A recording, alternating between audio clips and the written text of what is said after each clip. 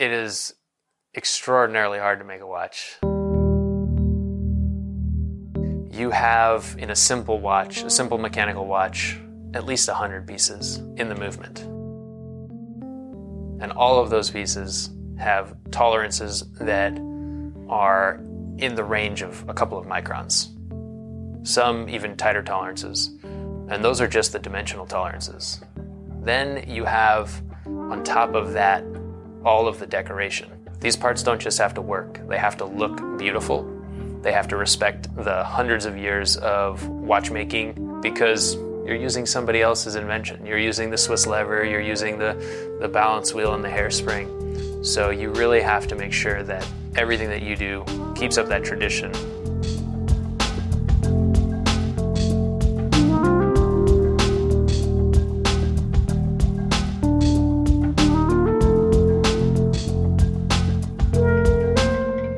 Weiss from Weiss Watch Company. I have always been fascinated in watches, but now I've been actually watchmaking for about 10 years. I first kind of became fascinated with watches when my aunt actually had me take apart a watch. It was a quartz watch that my dad had taken in a jacuzzi and it's fogged up. And we happened to be at her house and she said, we should take this apart, like a little fun project. So we took it apart and it was just computerized guts and little circuitry and things that were fried and rusted now. But I ended up cutting a picture, just a Polaroid picture, into a circle and putting it into the face of the watch and closing it back up. And that was one of my first experiences with watches as more than just an item that you have. It was something that you could interact with at that point. I can always find something really cool in almost any watch. So there wasn't like one watch that really got me until the Ulysse Dardenne Freak was a watch that fascinated me because the time-telling display and you could see the insides from the front. That one is what made me decide to go to watchmaking school, so that was when I had to figure out and learn more. After I saw that watch, I decided I wanted to pursue watchmaking. I didn't know what that meant at the time, and it actually took me quite a few years to figure out watchmaking school and how to properly get an education and become a watchmaker. It's not something that's normal in the US. We're kind of an odd bunch. There's not very many of us. When you go to Switzerland, you could wander around and end up in a bar and meet a watchmaker. There's plenty of them. In the US, it's very rare that I meet another watchmaker.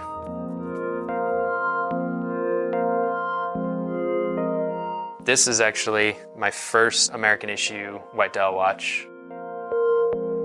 The final day of assembly, it was something I will never forget. I was locked in the room over here, just like in the zone at my workbench, and it kind of brought me back to working at Vacheron, where my bench was. I looked out across the courtyard, and this is like snowy Geneva, and I could see across the way there was another watchmaker in his own office, all alone, and I didn't know what he did, so I asked somebody, and they said he's prototyping movements.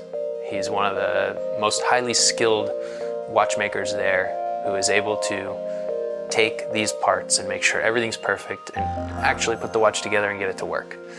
And that requires a lot of hand fitment when you're first starting out. So I was doing this, and the whole time I was thinking about that guy in that workshop that I saw when I was at Vacheron, and it made me feel really good about what we had accomplished here, that we have that happening in this workshop. And I got the watch together, and it was ticking, which was amazing. It was the first one that ever ticked. Before that, we go together and there's something, it doesn't fit here, it's touching here, there's too much friction there. So to have one that actually goes together and it runs, is probably the best feeling I will ever have as a watchmaker.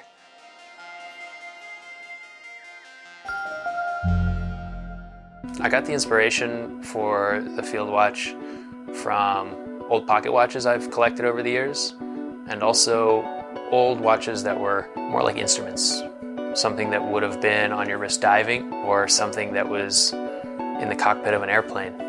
Even our logo is actually, if you look at it, it is like looking at the wings of an airplane from above, the shape of Weiss. So it's a lot of aviation inspiration because of all the instrumentation that went into old aircraft.